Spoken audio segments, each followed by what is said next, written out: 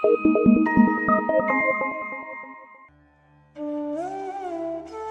जनेन बंधुओं, सारथी सेवा समूह में आप सभी का स्वागत है। नेहा नगर निवासियों को 2020 में आचार्य गुरुवर श्री 108 विद्यासागर जी मुनिराज के परम प्रभावक शिष्य मुनि श्री 108 कुंतु सागर जी मुनिराज व एलक श्री 105 सिद्धांत सागर जी मुनिराज का चातुर्मास प्राप्त हुआ है। धर्म लाभ हेतु मुनि श्री 108 कुंतु सागर जी मुनिराज द्वारा ली जा रही कक्षा महाकाव्य मूक माटी, जिसके रचयिता आचार्य गुरुवर श्री 108 विद्यासागर जी मुनिराज हैं, हम आप तक पहुंचा रहे हैं, जिसे रोज आप सारथी सेवा समूह के फेसबुक पेज व यूट्यूब चैनल पर प्रातः 9 बजे देख सकते हैं।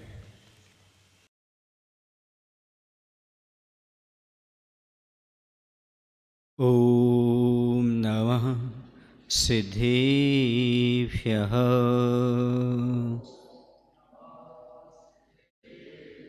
ओम नमः सिद्धेभ्यः। जय श्री ओम नमः सिद्धेभ्यः।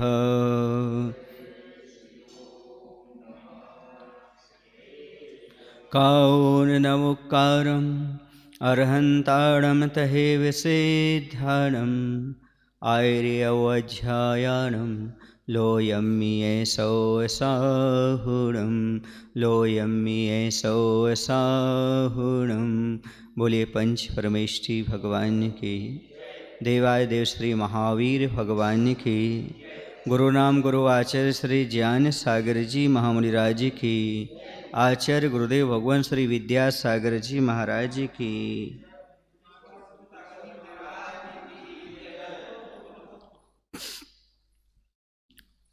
बहुत सारी वस्तुएं जीवन में है, लेकिन उनका मूल्य उपयोगिता पर आधारित है। जैसी 84 लाख योनियों में मनुष्य पर्याय ऐसी है जो बहुमूल्य कही जाती है। क्यों कही जाती है? क्योंकि इसकी उपयोगिता है। इस पर्याय को पाकर के आत्मा परमात्मा स्वरूप को प्राप्त कर सकती है, संसार के परिभ्रमण को समाप्त कर सकती है, संयम को धारण करके आत्म कल्याण कर सकती है।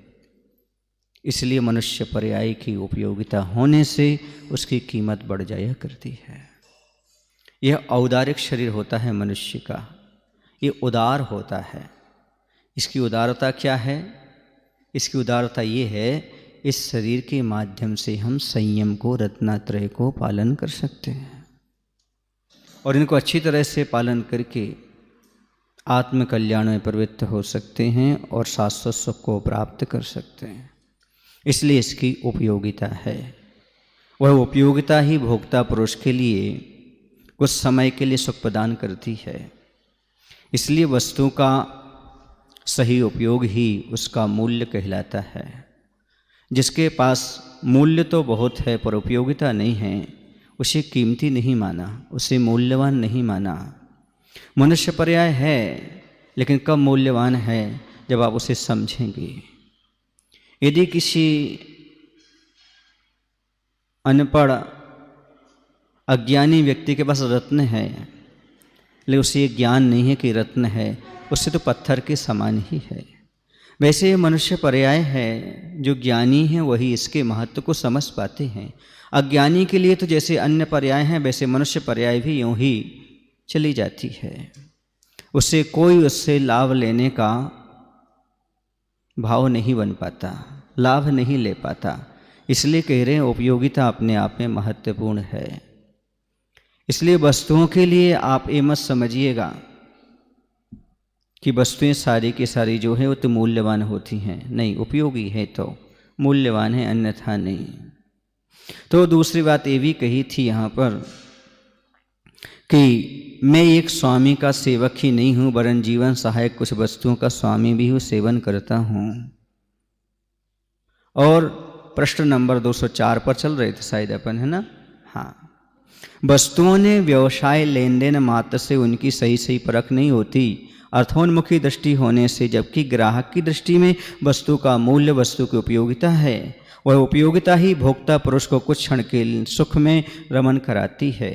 सो यह ग्राहक बनकर आया है और कुंभ को हाथ में ले 7 बार बजाता है सेवक। जो सेवक कुंभ को अर्थात घड़े को खरीदने के लिए आया है, वह घड़े के लिए कितने बार बजाता है? 7 बार बजाता है, एक आध बार नहीं। एक बार परीक्षा नहीं होती, 7 बार परीक्षा ली जा रही है।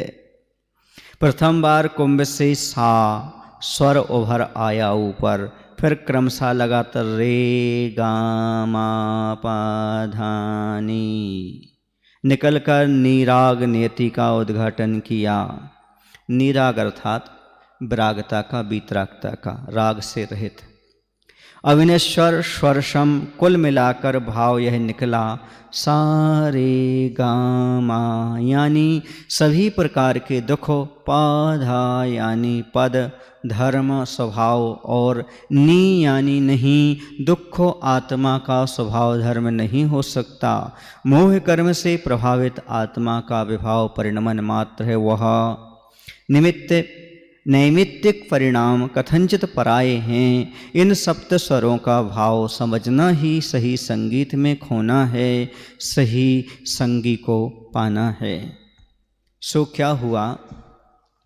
वह सेवक ग्राहक बनकर के आया और वह कुंभ को हाथ में ले 7 बार बजाता है। सो प्रथम बार उसमें से सा शब्द उत्पन्न होता है। 7 बार क्यों? क्योंकि 7 स्वर हुआ करते हैं संगीत में, तो सा शब्द उत्पन्न होता है। फिर क्रमशः रे गा मा पा धा नी शब्द ये बता रहे हैं रहित स्वर के समान, अर्थात वीतराग परिणति का उद्घाटन करते उत्पन्न होते हैं। कुल मिलाकर भाव ये निकला इनका कि संसार के सारे गम, सारे गामा मतलब सारे गम अर्थात दुख अपनी आत्मा के पाधा यानी धा माने धर्म, धर्म माने स्वभाव, ये आत्मा के स्वभाव नहीं है। संसार के सारे गम आत्मा के स्वभाव नहीं है। सारे गामा पा तो कह रहे हैं ये धर्म नहीं है, यानी दुख आत्मा का स्वभाव नहीं हो सकता, क्योंकि मोह कर्म से प्रभावित आत्मा का स्वभाव से विपरीत परिणमन मात्र है। यह आत्मा अनंत सुख स्वभाव वाली है। ये तो मात्र असाता आदि कर्मों से आत्मा यथा संसारी जीव जो है वह दुख प्राप्त करता है। सो पर निमित्त से उत्पन्न होने वाला परिणाम किसी अपेक्षा अर्थात निश्चय से अपने से भिन्न और पराये ही हुआ करते हैं। इन सप्त स्वरों का भाव समझना ही सही संगीत में लीन होना है और सही जीवन साथी को प्राप्त करना है। कर्म के उदय से सुख दुख आते जाते हैं संसारी प्राणी के लिए, ये आत्मा के स्वभाव नहीं है, क्योंकि स्वभाव तो कर्म निरपेक्ष हुआ करता है। ये कर्माधीन हैं सुख दुख तो, इसलिए आत्मा से भिन्न है, आत्मा के स्वभाव नहीं है, निश्चय न से ये आत्मा के है ही नहीं।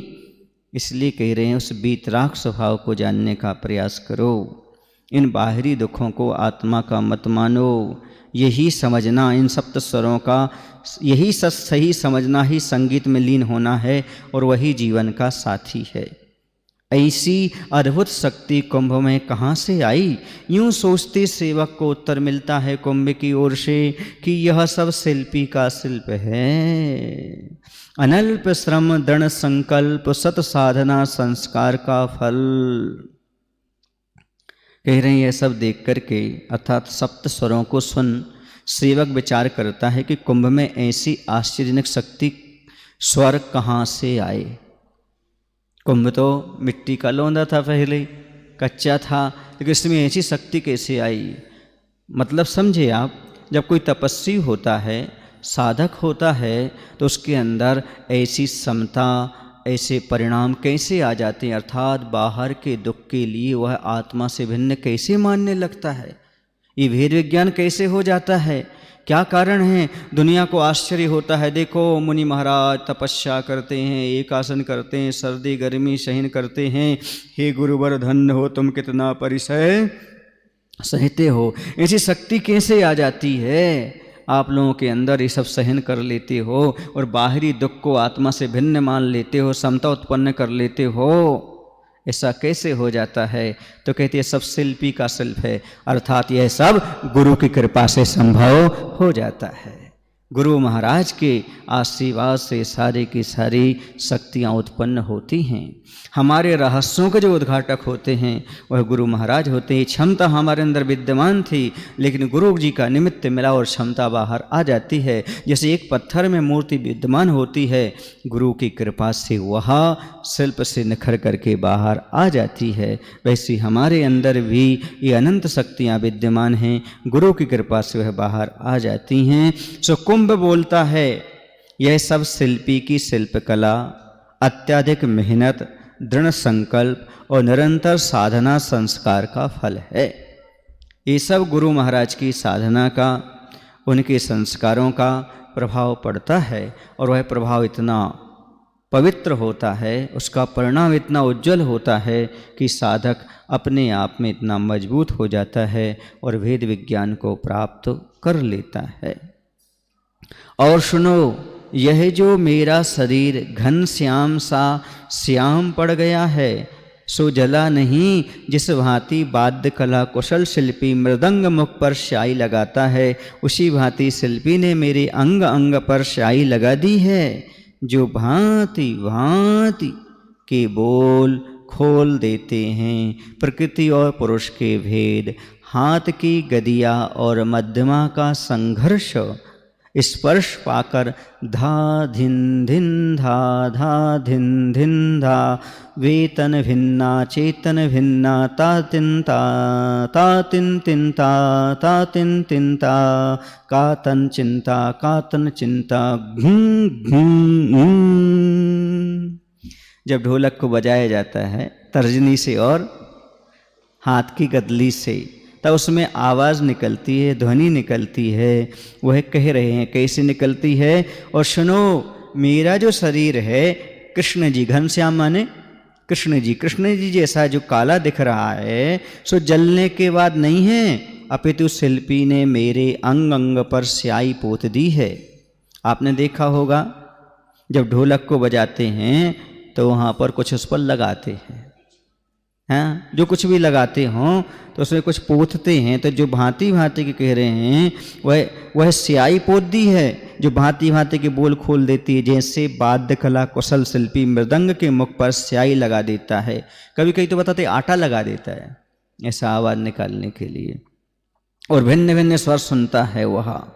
पुद्गल और चेतन आत्मा के भेद को, प्रकृति माने पुद्गल जड़ पदार्थ और पुरुष माने आत्मा के भेद को ये स्वर स्पष्ट प्रकट कर देते हैं। हाथ की गादी और मध्य मांगुली की संघर्ष स्पर्श होने पर जैसे कैसे धा धिन, धा माने धन, धन माने पैसा, धिन धा, और भी स्त्री आदि हैं, परिवारजन हैं, ये सब भिन्न हैं, पृथक हैं। धा धिन धिन धा, ये सब आत्मा से पृथक है। कौन?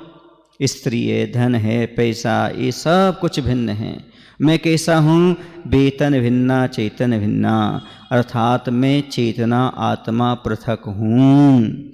इसी प्रकार कह रहे हैं कि सदा मेरे साथ रहने वाला शरीर तन, कौन?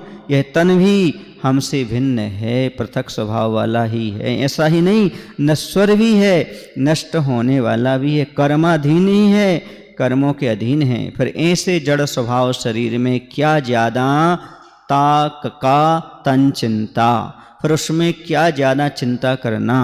इसका सदुपयोग करो, धर्म ध्यान में धर्म ध्यान में लीन रहो, आत्म साधना में लगा दो।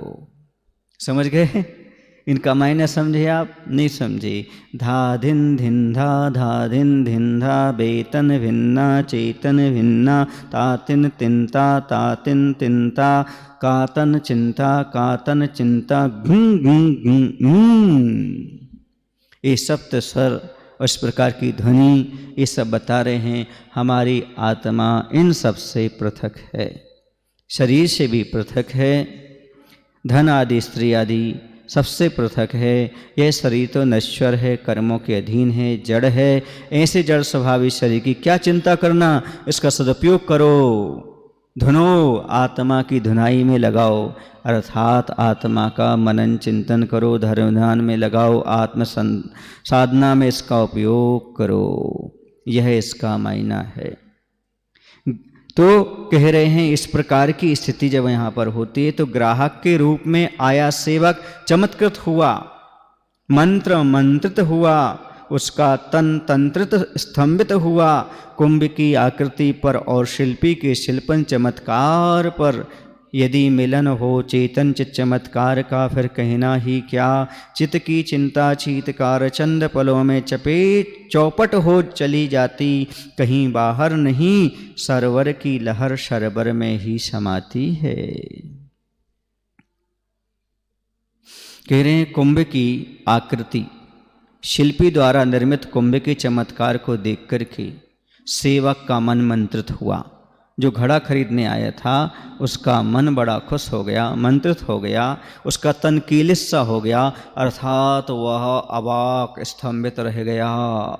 यह विचारता है कि चेतन के चित चमत्कार से मिलन हो जाए तो अनादिकालीन करुण पुकार और मन की चिंता क्षण क्षण में नष्ट हो जाएगी। बस वह चेतन चमत्कार प्राप्त हो जाए, आत्मा का हमारा इससे मिलन हो जाए तो करुण पुकार जो अनादिकाल से चल रही वो भी समाप्त हो जाएगी और मन चिंता क्षण भर में नष्ट हो जाएगी, कहीं बाहर नहीं, किंतु जैसे तालाब में तरंग उठती है तालाब में ही लीन हो जाती है। वैसे ही हमें आत्मा में ही आत्मा का तो जानना है, आत्मा से आत्मा को ही तो मिलना है, उत्पन्न होना है वह भाव आत्मा में ही और आत्मा में ही जाना है, अर्थात आत्मा के द्वारा आत्मा का भान करना है। जैसे तालाब में उठने वाली तरंग तालाब में ही लीन हो जाती, ऐसे आत्मा के द्वारा आत्मा में ही लीन होना है। कुंभ का परीक्षण हुआ, निरीक्षण हुआ, फिर सेवक चुन लेता है कुंभ। एक दो लघु, एक दो गुरु और शिल्पी के हाथ में मूल्य के रूप में समुचित धन देने का प्रयास हुआ कि कुंभकार बोल पड़ा, आज दान का दिन है, आदान प्रदान लेन देन का नहीं, समस्त दुर्दिनों का निवारक है यह, प्रशस्त दिनों का प्रवेश द्वार। अब अच्छी तरह से जांच परख करके सेवक ने एक दो छोटे एक दो बड़े ऐसे कुंभ चुन लिए, घड़े को चुन लिया और घड़े को चुनने के उपरांत क्या किया उसने, चुनने के बाद मूल्य के रूप में शिल्पी के हाथों उसने कुछ राशि देने का प्रयास किया। थोड़ी आवाज कम करें। तो कुंभ ने क्या किया, कुंभकार के लिए उसने क्या किया, कुंभ की राशि देना चाहिए। हम घड़ा ले रहे हैं तो घड़े के बदले में आप राशि लीजिएगा। अब देखिए पूरी बात तो बता चुका था शिल्पी को कि सेठ जी को स्वप्न आया है और अपने प्रांगण में उन्होंने मुनिराज को पड़गाहा है और वह भी मिट्टी कलश से पड़गाया, इसलिए हम मिट्टी का कलश आपके यहाँ लेने के लिए आए हैं। यह सब बात शिल्पी ने सुन रखी थी। तो शिल्पी भी बोल पड़ा, आज लेन देन का नहीं भैया, किंतु दान का दिन है, जो समस्त संकटों को दरिद्रता को दूर करने वाला है, पुण्य भाग्यशाली जीवन का प्रवेश द्वार है। 3 परिणाम बताए दान के यहाँ पर आचार्य जी ने, जो समस्त संकटों को दूर कर दे। दान से सारे संकट दूर होते हैं, क्योंकि वर्तमान में सारे संकट धन के अभाव में तो आते ही हैं और दान देने से धन बढ़ता है, धन बढ़ेगा तो सारे झमेले सारे संकट दूर होते चले जाएंगे। दरिद्रता को दूर करने वाला है और दरिद्रता दूर होगी। दान देने से दरिद्रता दूर होती है। अपनी दरिद्रता को नष्ट करना चाहते हो तो दान देना शुरू कर दो। जैसे कुएं से पानी निकलता है तो बढ़ता है और रुकता है तो सड़ता है, वैसे ही हमारे घर से जितना धान निकलेगा उतना घर में धन दौलत और बढ़ती चली जाएगी। आप लोग बोलते भी हैं पानी बाढ़े नाव में, दोनों हाथ उलीचिए यही सयानो काम, है ना। और दाम बाड़े घर में, दोनों हाथ दीजिए यही सयानो काम। अर्थात दोनों हाथों से, जैसे नाव में पानी आने लगता है तो आप दोनों हाथ से भर, नहीं तो नाव डूब जाती है, बाहर फेंकते जाते हैं। वैसी धन दौलत बढ़ती जाए तो दान करते जाइए, वरना जीवन की नौका डूब जाती है। लिखा ही है, गृहस्थों की नैया यदि दान पुण्य से संपन्न नहीं है तो एक दिन डूबेगी। नैया का मुखिया भी डूबेगा और जो उसमें बैठे हैं वो भी डूबेंगे। क्यों? क्योंकि दान पुण्य उसके जीवन से नहीं होता। थोड़ा थोड़ा पानी नाव में आ जाता है तो उसे उलीचना ही पड़ता है। यही सयानों का काम है, समझदारों का काम है। अर्थात पैसे का दान करते चले जाना चाहिए, चाहे मंदिर निर्माण में हो, चाहे विधान में हो, चाहे समूषण में बैठने का अवसर प्राप्त हो, हमेशा लेते चले जाना चाहिए, पीछे नहीं हटना चाहिए, वरना दरिद्रता फिर पीछा नहीं छोड़ती। दरिद्रता आ जाती है। जो सक्षम हैं, स्वस्थ हैं, समय है, फिर भी विधान में नहीं बैठना चाहते, समझो दरिद्रता को आमंत्रित कर रही हैं। जो धार्मिक अनुष्ठानों को स्वीकार नहीं करना चाहते, जो दान पुण्य नहीं करना चाहते, समझ लेना वो दरिद्रता को आमंत्रित कर रहे हैं।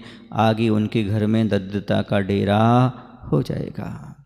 अवसर का लाभ ले लो, अवसर का लाभ उठा लो, तो ही अपना कुछ आगे हो सकता, अन्यथा नहीं। तो पहला संकटों को दूर करता है दान, दरिद्रता को दूर करता है, पुण्य को बढ़ाता है, सौभाग्यशाली बनाता है, और यही सौभाग्यशाली जीवन का प्रवेश द्वार है। इसी से हमें सौभाग्यशाली जीवन में प्रवेश करने का अवसर मिलता है। इसलिए कभी भी कैसे भी हो, आप प्रशस्त दिनों के प्रवेश द्वार को स्वीकार करें, अर्थात दान पुण्य से कभी पीछे ना हटें। दुर्दिनों का निवारण इसी से होता है, दान पुण्य करने से। जो व्यक्ति दान पुण्य नहीं करता वह हर क्षेत्र में पीछे रह जाता है। कभी दान देने से धन दौलत कम नहीं होती, समझ रहे ना? हाँ। चिंता से चतुराई घटे। चिंता से क्या घटती है? चतुराई। गम से घटे शरीर, और गम करने से, दुख करने से शरीर कमजोर होता है। और पाप किए लक्ष्मी घटे, कहे गए दास कबीर। चिंता से चतुराई घटे, गम से घटे शरीर, और पाप किए लक्ष्मी घटे, कहे गए दास कबीर। अर्थात पाप करने से लक्ष्मी घटती है, पुण्य करने से, दान देने से कभी लक्ष्मी नहीं घटती।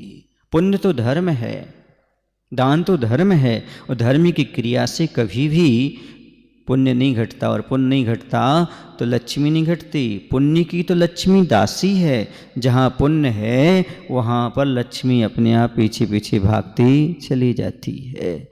इसलिए पुण्य की आवश्यकता है। दान पुण्य करिएगा, आपके परिवार में दिन दूनी रात चौगुनी वृद्धि होती चली जाएगी। भाग्यशाली, सौभाग्यशाली वही होता है जिसके घर से दान हुआ करता है। जो दान में कंजूसी कर जाता है, समझो है दरिद्रता को आमंत्रित कर देता है। इसलिए अपने जीवन में भगवान से धन न मांगे, बल्कि भगवान से प्रार्थना करें, भगवान हमारे पास वो धन है, उसे देने की भावना उत्पन्न कर दो। अर्थात कृपणता समाप्त कर दो, निर्धनता तो अपने आप समाप्त हो जाएगी। जहाँ कृपणता समाप्त हुई वहाँ पर निर्धनता समाप्त, दरिद्रता समाप्त, संपन्नता का प्रवेश हो जाता है। और जहाँ कृपणता रहेगी, कंजूसपना रहेगा, दान देने का भाव नहीं होगा, वहाँ दरिद्रता अपने आप आ जाएगी, निर्धनता अपने आप आ जाएगी। और जहाँ दान देने का भाव उत्पन्न होगा वहाँ पर संपन्नता अपने आप आ जाएगी, जीवन समृद्धि से भर जाएगा। ये नियम है। इसलिए सीप का नहीं, मोती का, दीप का नहीं, ज्योति का सम्मान करना है। अब चेतन भूल कर तन में फूले, धर्म को दूर कर धन में झूले, सीमातीत काल व्यतीत हुआ इसी माया जाल में। अब केवल अविनश्वर तत्व को समीप करता है, समाहित करना है अपने। बस कह रहे हैं अब सीप का नहीं, सीप समझते हो, मोती समझते हो। सीप माने शरीर, मोती मतलब आत्मा। तो कह रहे हैं यहाँ पर अनादिकाल से निज आत्मा को भूल करके हम शरीर में रमने वाले हैं, धर्म को दूर कर धन में ही सुख खोजने वाले हैं। हम लोगों को अब बाहरी सीप का नहीं, भीतरी मोती का। बाहरी सीप मतलब शरीर धन दौलत नहीं, मोती अर्थात आत्मा का। मात्र दीपक का नहीं, ज्योति का सम्मान करना है, शरीर का नहीं, ज्ञान का, भावों का सम्मान करना। इस संसार में रहते हुए भी अविनेश्वर निज चेतना को अपने निकट लाकर उसमें लीन होने का पुरुषार्थ करना है हमें, बस और कुछ नहीं करना। अभी तक धन को कमाया, शरीर को सुरक्षित रखा, लेकिन अब और कुछ करना है। देखो ना, जीवन का कोई भरोसा नहीं। कल सुनने में आया था, आपने सुना होगा समाचार, आचार्य ज्ञान सागर जी की संलेखना हो गई। आज सुबह सुबह एक समाचार और किसी ने दिया कि जो गिरनार पर रह रहे थे आचार्य निर्मल सागर जी, उनका भी शायद किसी ने बताया आज। समझ गए ना? इसलिए जीवन का कोई भरोसा नहीं है। समझो इस चीज़ के लिए कि ये धन दौलत कब तक साथ देगी, इसलिए इनका सदुपयोग कर लो। नहीं हम अगले विधान में खड़े होंगे, अगला विधान करेंगे, अगला मंदिर में दान करेंगे, अगले पंचकर्णक में दान करेंगे, अभी नहीं 1 साल बाद करेंगे। भरोसा है क्या कल का? आज का तो भरोसा नहीं है। हाँ, एक पल का तो भरोसा नहीं है, आगे क्या कहें। आयु कर्म का कोई भरोसा नहीं। इसलिए सोच लो, विचार कर लो। जो लोग अभी से दान का मन बना चुके उनका पुण्य तो शुरू हो गया। जब विधान होगा, जब जो कुछ होगा होगा, लेकिन अभी से जैसे तुमने नाम लिखाया, कहा हम इतना ये, अभी से आपका पुण्य संचित होना शुरू हो गया। ये अपने आप में महत्व है। दान की महिमा, चेतन की ओर बढ़ने की महिमा, शरीर को छोड़ करके आत्म तत्व की ओर जाने की महिमा अलग है। इस संसार का माया जाल है, इसमें कब तक उलझे रहोगे? ये जंजाल है संसार, इससे पृथक हो, इससे बाहर निकलो। वैसे स्वर्ण का मूल्य है, रजत का मूल्य है, कण हो या मन हो, प्रति पदार्थ का मूल्य होता ही है, परंतु धन का अपने आप में मूल्य कुछ भी नहीं है। सुन रहे आप लोग क्या कह रहे हैं? जैसे आप रुपया पैसा समझते हो ना, नोट कागज के, तो उनके बारे में कह रहे हैं कि सोना चांदी या अन्य पदार्थ अणुभर हो या बहुत अधिक, सभी वस्तुओं का मूल्य होता है, किंतु धन का अपने आप में क्या मूल्य? कुछ भी नहीं, कोई मूल्य नहीं होता। मूलभूत पदार्थ ही मूल्यवान होता है। धन कोई मूलभूत वस्तु है ही नहीं। धन का जीवन पराश्रित है, पर के लिए है, काल्पनिक है। कह रहे हैं कि जो कोई मूलभूत पदार्थ होता है वह मूल्यवान होता है। धन कोई मूल वस्तु नहीं है, मूलभूत वस्तु नहीं है, उसका जीवन पराश्रित होता है, अर्थात दूसरों पर आधारित होता है, दूसरों के लिए होता है, कल्पना से निर्धारित है वह। और धन आप कहते जरूर ये मेरा है, मेरा है, धन कभी किसी का होता नहीं। धन में 3 दुर्गुण कहें कि विशेषताएं कहें, हमें विशेषताएं लगती हैं, पर आपको दुर्गुण कह के सुनाएंगे हम, क्योंकि विशेषताएं बताएंगे तो आप अच्छा समझेंगे, पर दुर्गुण समझ लो कैसा है। धन जब तक आपके पास रहे सुख देने की गारंटी नहीं देता। जब तक आपके पास धन रहेगा तब तक आप सुखी रहेंगे, ऐसी उसके पास कोई गारंटी नहीं है। दूसरा, जब तक आपका जीवन है वो एक सा बना रहे, ये भी कोई गारंटी नहीं है, घटता भी और बढ़ता भी है। तीसरी ये है, तीसरा दुर्गुण ये है उसका, वह मरने के बाद साथ में नहीं जाता। चौथा दुर्गुण ये है, दूसरे लोगों की दृष्टि, नियति खराब होती रहती, नियत खराब बनी रहती उस पर। चौथा ये है, चौथा तो जो 5वां ये है कि निरंतर पाप का बंध कराता रहता है, क्योंकि परिग्रह नाम का पाप है। और संरक्षण का भाव रहेगा तो रौद्र ध्यान भी बढ़ता जाएगा, हमेशा रौद्र ध्यान होता रहेगा उस धन के माध्यम से। क्योंकि परिग्रहानंद कह लो, संरक्षणानंद रह लो, संरक्षण के भाव आएंगे, वो तो रौद्र ध्यान तो होगा कि नहीं। और रौद्र ध्यान किसका कारण है? आचर्येति नरक का कारण है। इसलिए समझ लो इस बात के लिए कि धन दौलत ये माया किसी के साथ जाने वाली नहीं है। जो आप कुछ कर जाओगे वही आपके साथ जाने वाला है। इसलिए धन की कल्पना, धन आप देखिएगा, धन स्वयं निर्धन है। कैसे? 1000 रुपये के नोट के पास 1000 के अलावा कुछ है ही नहीं। जिसके पास उसके अलावा कुछ ना हो तो निर्धन है, कुछ हो तो धनी हो। तो धन खुद निर्धन है, वो आपको धनी कैसे बना सकता है? वह खुद दर दर भटक रहा है। चंचल अति बोलते ना आप लोग, तो चंचल है। हाँ, बोलना अच्छा नहीं, समझ जाओ आप तो बस। समझ जाओ तो समझ जाओ। राज समाज महाग कारण बैर बरावन हारा। नहीं, हम नहीं बोलते। फिर आपके घर में हम कैसे बोल दें उसको? आप छाती से लगा के रखते, फिर कैसे बोल दें आपको? ये उपमाएं आपके पास सुनने समझने के लिए नहीं है, मत कहने के लिए है। यदि होती तो आप इतने गला लगा कर नहीं रखते उसको। किसके समान उपमा दे रहे हो और गले से लगा करके रख रहे हो, कैसे कहें हम उसके लिए? इसलिए ये उपमा उसकी ये दी है, इसलिए दी है क्योंकि एक की होकर नहीं रहती वो। ये धन दौलत एक की नहीं होती, इसलिए वो शब्द डाला उन्होंने वहां पर। बल्कि आज इसके घर है, कल उसके घर है, पर उसके जो घर घर फिरे उसे क्या बोलते हैं? यही तो कहते हैं। किसी की सगी नहीं होती धन दौलत, इसलिए इस प्रकार का कहा गया है। तो कह रहे हैं उसका कोई कल्पना मात्र समझो, उससे तो पराश्रित है, उसका मूलभूत कोई चीज है ही नहीं। अब कहते हैं हाँ, धन से अन्य वस्तुओं का मूल्य आंका जा सकता है, वह भी आवश्यकता अनुसार, कभी अधिक, कभी हीन और कभी औपचारिक, और यह सब धनिकों पर आधारित है। कह रहे हैं इसके बावजूद इतना अवश्य है कि धन से वस्तुओं का मूल्यांकन किया जा सकता है, वह भी धनिकों की आवश्यकता पर आधारित है। कभी कम तो कभी ज़्यादा तो कभी सामान्य रूप से वह धनिक लोग वस्तुओं का आकलन कर लिया करते हैं।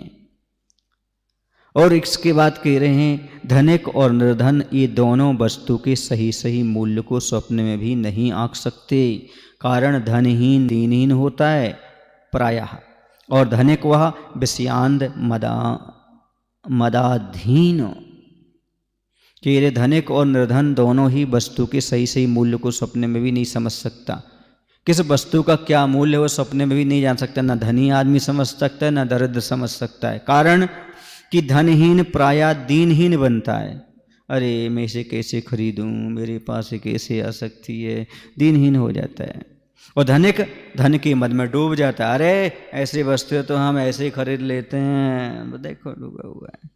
तुम्हें तो क्या हमने अच्छा खरीद लिया, धन से सब कुछ। हाँ, धन से आप आदमी को खरीद सकते हो, आदमी के ईमान को खरीद सकते हो, लेकिन कभी सुख नहीं खरीद सकते हो, परलोक नहीं खरीद सकते हो, अपना प्रभाव का निर्माण नहीं कर सकते हो, ये निश्चित है। इसलिए समझो इस बात के लिए, विषयों में अंधा व्यक्ति, अहंकारी व्यक्ति क्या वस्तु का सही मूल्यांकन कर सकता है? जो गरीब है, जिसके पास पैसा नहीं है, वही वस्तु का सही क्या मूल्यांकन कर सकता है? नहीं कर सकता है। अर्थात कैसा भी धन हो, धन की लालसा हो, तो धन का सही मूल्यांकन समझ में नहीं आता। यही स्थिति यहाँ पर है। उपहार के रूप में भी राशि स्वीकृत नहीं हुई तब सेवक ने शिल्पी को सादर धन के बदले में धन्यवाद दिया और चल दिया घर कुंभ ले सानंद। और ऐसा हुआ कि जब शिल्पी ने राशि स्वीकार नहीं की, क्योंकि शिल्पी समझता है धन का कोई महत्व नहीं है। जहाँ पर मुनिराज का पड़गहान हो, जहाँ दान की बात हो, वहाँ हम घड़े की कीमत क्या लें। और होता है जब बिहार चलता है ना हम लोगों का, तब रास्ते में गरीब लोग होते हैं ना, जैसे खेत में रहते हैं या गांव में रहते हैं, वो अपनी सब्जी फल ऐसे ही देना चाहते हैं। सावक जाते हैं उनके यहाँ, भैया ये फल ऐसा, नहीं नहीं बाबा जी के लिए, नहीं नहीं नहीं नहीं, आप बाबा जी के साथ हैं ना, साधु जी के साथ है ना, महाराज जी के साथ है ना, हमें इसके कोई फल नहीं चाहिए, हमें कोई पैसा नहीं चाहिए, कछु हम अभी तो दान हो जाए। इसे उनकी भी भावना बड़ी पवित्र रहती है। हाँ, रामटेक की साइड बिहार हुआ आचसी के साथ, तो पूरा संघ विहार कर रहा था। एक जगह ऐसा हुआ कि बहुत सारे संतरे के बगीचे मिले, थोड़ा गर्मी का समय था, तो वहाँ पर एक किसान भाई था, उसका बहुत बड़ा संतरे का बगीचा था, वहाँ ठहरना हुआ। हम सभी महाराज बैठ गए वहाँ पर, संतरे के वृक्ष के नीचे बैठे, और बड़े बड़े वृक्ष थे वहाँ भी बैठे। वहाँ पास में सब लोगों ने अपनी आहारचर्या की व्यवस्था की। जो श्रावक चल रहे थे, बहुत सारे श्रावक यहाँ भी परिसर में बैठे हुए थे, जहाँ आचसी छाँव में, हम सब लोग छाँव में बैठे हुए थे। तो उसका मालिक आया उस बगीचे का, बोले बाबा जी कुछ सेवा। आचसी ने कहते ओम शांति ओम शांति ओम शांति। वो चला गया, जा कर के वह बहुत बढ़िया बढ़िया अच्छे अच्छे संतरे एक बड़ी टोकनी में लेकर के रख करके आ गया, पेड़ों से निकाल लाया वो, उस सामने रख दिए। बोले बाबा जी पाइए, पाइए मतलब ग्रहण करिएगा, लीजिएगा। आचस्य ने मुस्कुरा के कह दिया हम ऐसा नहीं लेते। ओम शांति। तो आपके भक्तों से कह दो वो ले लें। आचस्य बोलते हाँ वो लोग ले सकते। ऐसा उसका भाव देखो, उसने तो पुण्य का संचय कर ही लिया, अपने संतरे ला करके संत को दान करने का भाव बना ही लिया। ऐसे निर्मल भाव लोगों की रहते हैं। बेगमगंज में चातुर्मास किया, वहाँ पर आचार्य भगवंत की नए वर्ष में आगवानी की, पंचकणक संपन्न होना था, तो वहाँ पर कुछ पुलिस वाले थे जो व्यवस्था में रहते थे, तो वह रोज देखता था आहारचर्या। तो एक दिन हमसे कहता है महाराज क्या हम आप लोगों को हम नहीं दे सकते आहार? चूँकि वह जैन नहीं था, कोई नियम ऐसे नहीं थे उसके पास, न देव दर्शन के, न छने पानी पीने के, और न रात्रि भोजन के त्याग के। हमने उससे कहा भाई तुम तो भावना भाव, वह नहीं माना, जाके आचार्य के पास पहुंच गया और बोलता है आचार्य जी हम आपको कुछ दे सकते हैं? हम वहीं बैठे हुए थे। तो आचार्य ने मुस्कुरा दिया, हम कुछ नहीं लाएंगे, हम शुद्ध लाएंगे, हमारे यहाँ गाय है, उसका शुद्ध दूध निकाल के लाएंगे, वो तो आपको चल जाएगा ना, वो तो आप ले लेंगे। फिर भी आचार्य ने मुस्कुरा दिया, देखो लोगों की कितनी पवित्र भावना होती है, हर एक व्यक्ति दान देना चाहता है, धर्म को समझता है। ऐसे वो शिल्पकार पैसे नहीं लिए उसने, घड़ा तो दे दिया, जाओ महाराज का पड़गाहन करो, लेकिन इतना बड़ा सौभाग्य, मुनि महाराज का पड़गाहन हो रहा है जिस घड़े से, उसका मैं क्या मूल्य लूँ? ऐसी सब्जी वाले कहते हैं अरे महाराज के लिए तुम आहार देने ले जा रहे हो ये, अरे भैया मैं पैसा नहीं लेना चाहता। ऐसे उनके भाव रहते हैं, ऐसी उनकी मानसिकता रहती है, मेरा भी कुछ महाराज के पास तक पहुँच जाए। अमरकंटक से विहार करते आ रहे थे, तो बहुत सारे पुलिस वाले साथ में चल रहे थे, क्योंकि वहाँ से नक्सलाइट रहते, तो बहुत सारी व्यवस्था में आचार्य मना करते हैं, फिर वो साथ में चलने के लिए तैयार हो जाते हैं। तो चलते गए, एक पुलिस वाला था वो साथ में चलता रहता था, वो हमारी कविताएं भी सुनता रहता था। तो एक दिन कहता है बाबा जी मुझे तो कुछ देने का भाव है आपको। मैंने कहा क्या देने का, सेवा दे रहे हो ये बहुत है। ऐसा नहीं, एक चौके में हमारा पड़गान हुआ, आहार चल रहा था, वो बाहर से पिंड खजूर का पैकेट दिखा रहा था, ये चला दूं क्या? तो ऐसे लोगों के पवित्र भाव, निर्मल भाव, देखो भैया आप लो या ना लो, उन्होंने तो भोग भूमि का बंद कर ही लिया होगा, स्वर्ग की आयु तो बांध ही ली होगी, क्योंकि दान की महिमा बड़ी अचिंत है, उत्कृष्ट होती है। क्योंकि वर्तमान की परिस्थिति को देख करके कुछ मर्यादाएं हैं, कुछ सीमाएं रखना पड़ती हैं, आहार दान के संबंध में नियम बनाना पड़ते हैं। ये सभी लोग अनुमोद ना करके पुण्य कमा लेते हैं।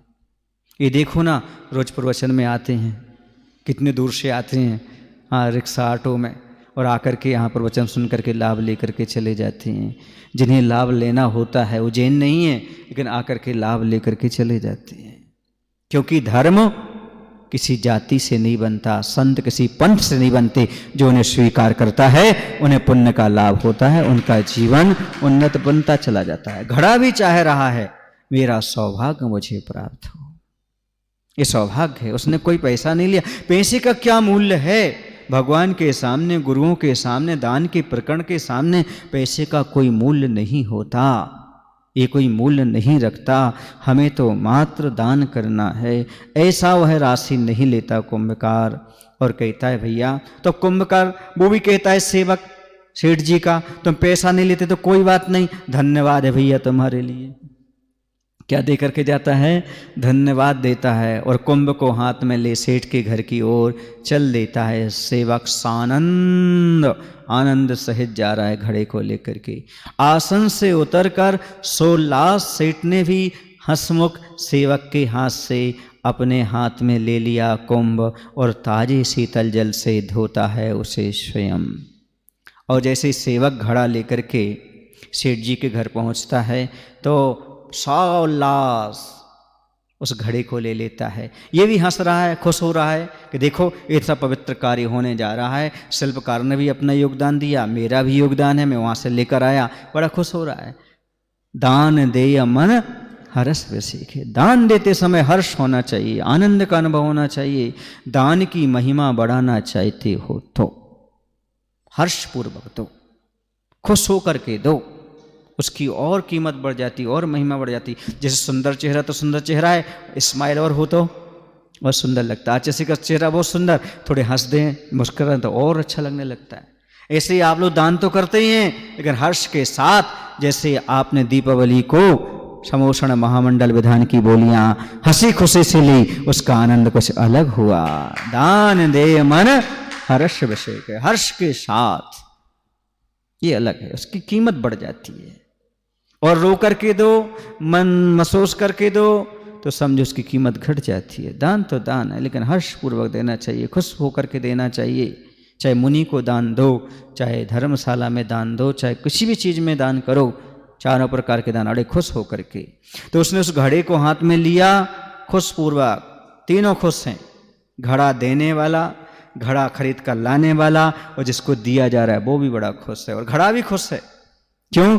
क्योंकि मुनिराज का पड़गाहन का मुझे सौभाग्य मिलने वाला है। वह भी अपने सारी तपस्या को, साधना को सार्थक मान रहा है। आज मुनिराज को पड़गाहन करने का भाव जो आया है ना, मौका जो आया, अवसर जो आया ना, तो ताजे शीतल जल से सेठ जी उस घड़े को धोते हैं। फिर बाएं हाथ से कुंभ लेकर दाएं हाथ की अनामिका से चारों ओर कुंभ पर मलयाचल के चारु चंदन से स्वयं का प्रतीक स्वस्तिक अंकित करता है। 100 की उपलब्धि हो सबको इसी एक भावना से। और वह क्या करता है? घड़े को लेता है। कौन? सेठ जी। एक हाथ में लेता है वह, तो लेने के बाद वह उच्चासन पर उतार करके प्रसन्नचित होकर के सेवक के हाथ से कुंभ को अपने हाथ में लेकर के ताजी शीतल जल से उसे धोकर स्वच्छ करता है। पर बाएं हाथ में कुंभ ले दाएं हाथ की अनामिका से, बाएं हाथ में ले लिया, दाएं हाथ की किससे? अनामिका से। क्या बनाता है? मलयाचल के चंदन से स्वयं का प्रतीक 100 अस्तिक, 100 का अस्तित्व जिससे ज्ञात हो वह कहलाता है क्या? स्वस्तिक। तो वह इस भावना से, अर्थात स्वयं का प्रतीक स्वस्तिक लिखा, 100 निज शुद्ध आत्मा की उपलब्धि हो सबको इसी भावना से। ये भगवान मैं स्वस्तिक बना रहा हूँ, किस भावना से? हम सभी के लिए 100 आत्मा की, शुद्ध आत्मा की प्राप्ति हो, उपलब्धि हो, इस भावना से। और प्रति स्वस्तिक की चारों पंखुड़ियों में कश्मीर केसर मिश्रित चंदन से 4-4 बिंदियाँ लगा दी, जो बता रही हैं संसार को कि संसार की चारों गतियाँ सुख से शून्य हैं। इसी भांति प्रत्येक स्वस्तिक के मस्तक पर चंद्र बिंदु समेत ओंकार लिखा गया। योग एवं उपयोग की स्थिरता हेतु योगियों का ध्यान प्रायः इसी पर टिकता है। कह रहे हैं जब आप लोग स्वस्तिक बनाते ना, तो उनके बीच में 4 बिंदु रखते हैं। वो 4 बिंदु क्यों रखे? स्वस्तिक तो इसलिए बनाया कि हम शुद्ध आत्मा में हम सभी लोग आ सकें, शुद्ध आत्मा को प्राप्त कर सकें। चारों के चारों बिंदु क्यों बनाए? ये बताने के लिए कि चारों गतियाँ सुख से शून्य हैं, अर्थात यहाँ कहीं भी चारों गतियों में सुख नहीं है, अर्थात इससे हमें छुटकारा मिल जाए। और स्वस्तिक के ऊपर चंद्र बिंदु सहित ओंकार लिखा गया। क्यों लिखा गया? तो कह रहे हैं वह जो चंद्र बिंदु है ना, ओम, तो मन वचन काय और उपयोग अर्थात आत्मा के परिणामों की स्थिरता का साधन है। योगी साधक अपना ध्यान प्रायः इसी पर एकाग्र करते हैं, उस बिंदु पर या ओंकार पर।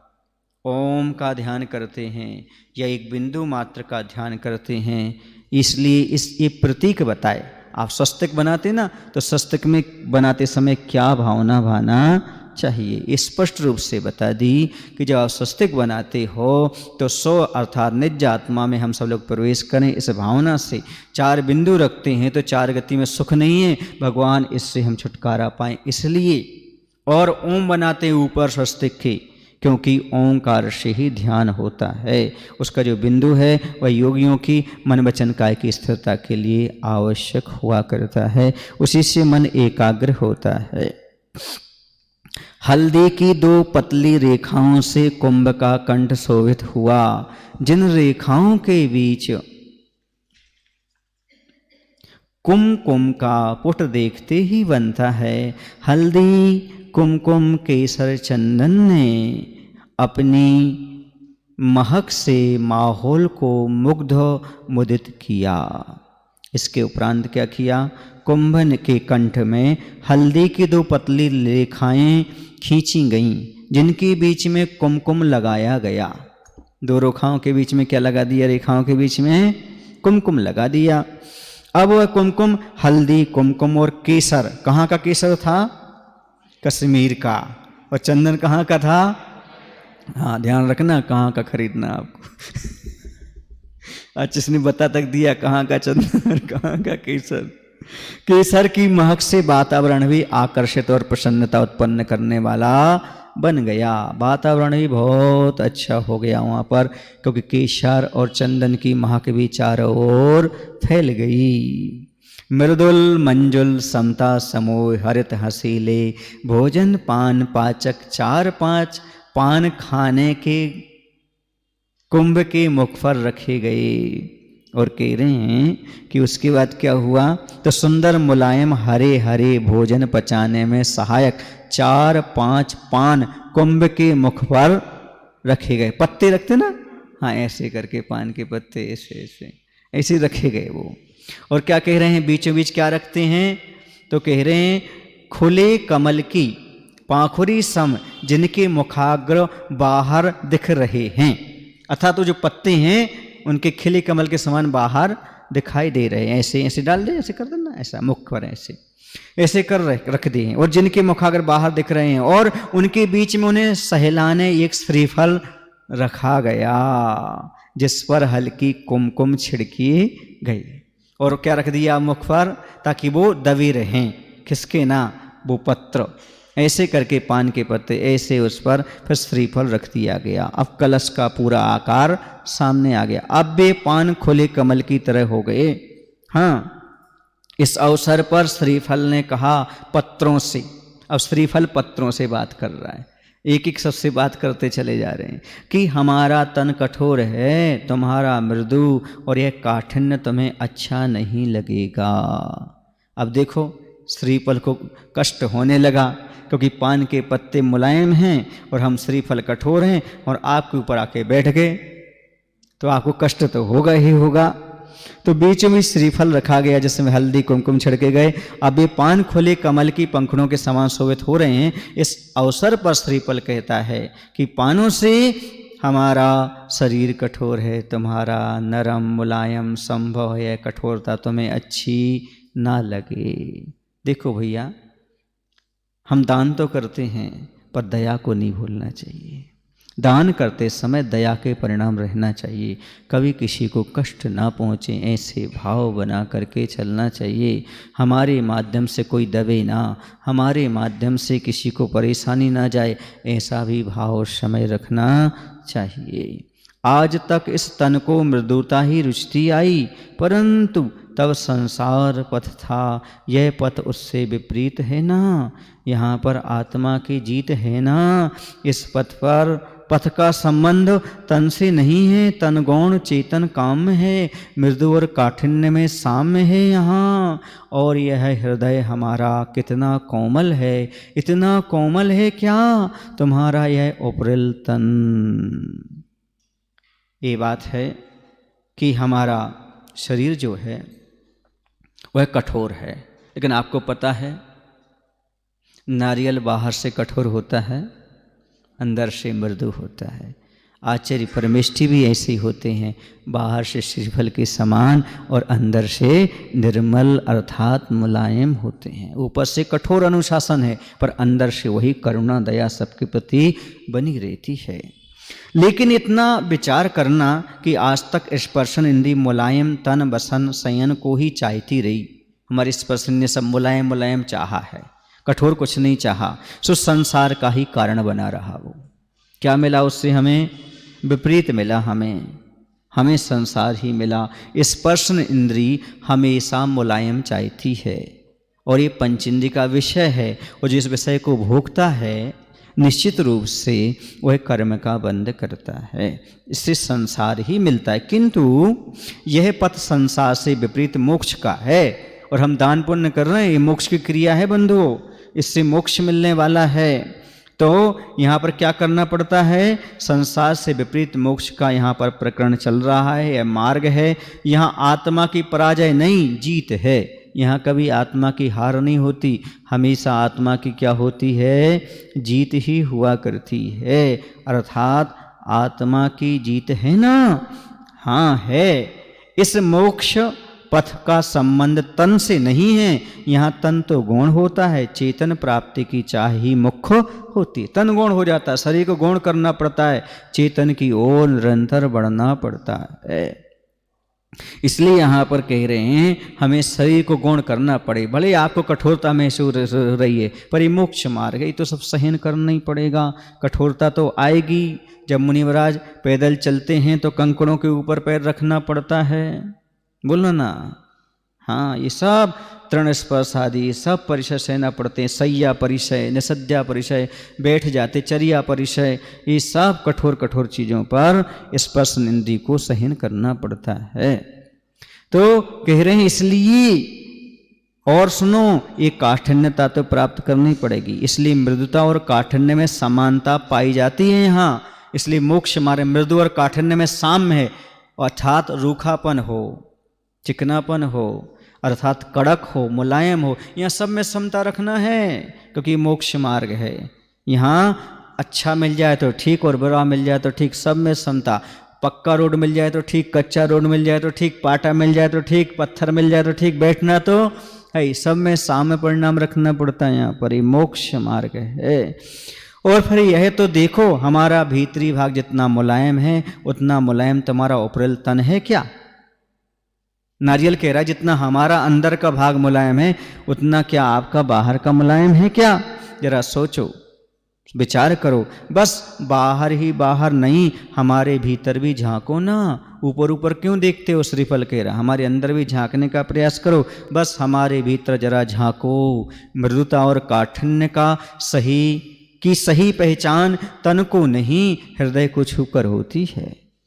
कौन कितना मृदु है, कौन कितना कठोर है, ये उसके शरीर को देखकर नहीं, उसके हृदय को देख करके पहचाना जाता है। ऐसे आचार्य जी का बाहर से कठोर अनुशासन है, लेकिन अंदर से उनका हृदय सबके प्रति दया से भरा हुआ है। इसलिए आप बाहर की क्रियाओं को देख करके किसी के स्वभाव का आकलन मत करिएगा, सही आकलन मत करिएगा कौन कितना कोमल है, बल्कि हृदय को छू करके देखो। हृदय से मालूम पड़ता है कौन कितना कोमल होता है। श्रीफल की सारी जटाएं हटा दी गईं, सर पर एक चोटी भर तनी है जिसमें महकता खिला खुला गुलाब सजाया गया है। अब और उसकी विशेषता बता रहे हैं। कलश के ऊपर स्वस्तिक अंकित हो गया, स्वस्तिक के बाद 2 रेखाएं खिंच गईं, ओम भी बन गया और पान के पत्ते भी चारों दिशाओं में लटक गए। उस पर श्रीफल भी हो गया, श्रीफल की चर्चा भी हो गई। अब और श्रीफल में क्या विशेषता लाई जा रही तो बता रहे हैं। कोमल और कठोरता का वास्तविक परिचय शरीर को छूकर नहीं अपितु हृदय अंतःकरण को स्पर्श कर ही किया जा सकता है। आदमी के हृदय से जाना जाता है वो कितना कठोर और कितना मुलायम है। श्रीफल की सारी जटाएं दूर कर दी गई। श्रीफल को क्या ऊपर से जटाओं को छील दिया गया। सिर पर एक छोटी बस तनी खड़ी है। कैसा हो गया श्रीफल? हाँ, उसके सारे के सारे वह जटाएं अलग कर दी तो ऐसा खड़ा हुआ है। जिस पर खिला खुला एक गुलाब का महकता फूल सजाया गया। उस पर क्या रख दिया? गुलाब का फूल रख दिया गया है। प्रायः सबकी चोटियाँ अधोमुखी हुआ करती हैं, परंतु श्रीफल की आचस की कल्पना है क्या है? ऊर्ध्वमुखी है। सो हो सकता है इसलिए श्रीफल के दान को मुक्ति फल प्रद कहा हो। इसलिए दान का फल क्या होता है? मोक्ष होता है, नीचे जाना नहीं होता। ये श्रीफल बता रहा है। प्रायः सबकी चोटी नीचे की ओर लटकती हुआ करती है, किंतु श्रीफल की ऊपर उठी हुई होती है। लगता है इसलिए श्रीफल के दान को मोक्ष देने वाला कहा हो। इसलिए भगवान के चरणों में, गुरु के चरणों में क्या चढ़ाते हैं आप लोग? श्रीफल चढ़ाते हैं। क्यों? क्योंकि हमें ऊर्ध्वमुखी होना है। ये तो आप लोगों ने चिंतन कभी हमने नहीं किया तो आप क्या करेंगे? ऐसा उत्कृष्ट चिंतन गुरु महाराज का है। वही बता। बिल्कुल पूरा बता दिया। जो आप दान देते हो तो कैसा कलश सजा होना चाहिए पूरा बता दिया। स्वस्तिक आदि सबका वर्णन सब कैसा होना चाहिए पूरा का पूरा आचार्य जी ने यहाँ पर वर्णन कर दिया। और कह रहे हैं ऐसा इसलिए दान का फल हमेशा क्या होता है? मुक्ति फल देने वाला। इसलिए हमेशा आप लोग श्रीफल को चढ़ाते हैं। निर्विकार पुरुष का जाप करो, यूं कहती सी आर पार प्रदर्शनशीला शुद्ध स्फटिक मणि की माला कुंभ के गले में डाली गई। अब घड़े के ऊपर क्या डाली जा रही है? माला। हाँ, ऐसा बहुत सारे लोग हैं जो ऐसा पड़गाहन करते हैं। हाँ, ऐसी माला सजाते हैं, ऐसा करते हैं, बहुत जगह देखने में मिलता है। हो सकता है उन लोगों ने मूक माटी को पढ़ा हो, समझा हो, जाना हो, तभी तो इस प्रकार का वह किया करते हैं। तो अब क्या किया जा रहा है उस कलश को? और कह रहे हैं कुंभ के गले में स्फटिक की माला पहनाई गई, जो क्या कह रही है? निर्विकार पारदर्शिता हो, स्फटिक के समान निर्मल शुद्ध प्रभु का जाप करो। जो निर्विकार हैं, पारदर्शी मतलब जो बाहर से नग्न हैं अंदर से भी वैसे ही नग्न हैं, अर्थात आकिंचन धर्म को पाने वाले हैं, प्राप्त कर चुके हैं। ऐसे मुनि ऐसे प्रभु की जाप करिएगा। वह कह रहा है कौन? स्फटिक मणि की माला कह रही है। जैसे स्फटिक मणि शुद्ध होती है और पारदर्शी होती है, ऐसे निर्मल पारदर्शी जीवन जीने वाले का जाप करिएगा। हमने एक दिन कहा था जाप किसे कहते हैं? बताओ जाप किसे कहते हैं?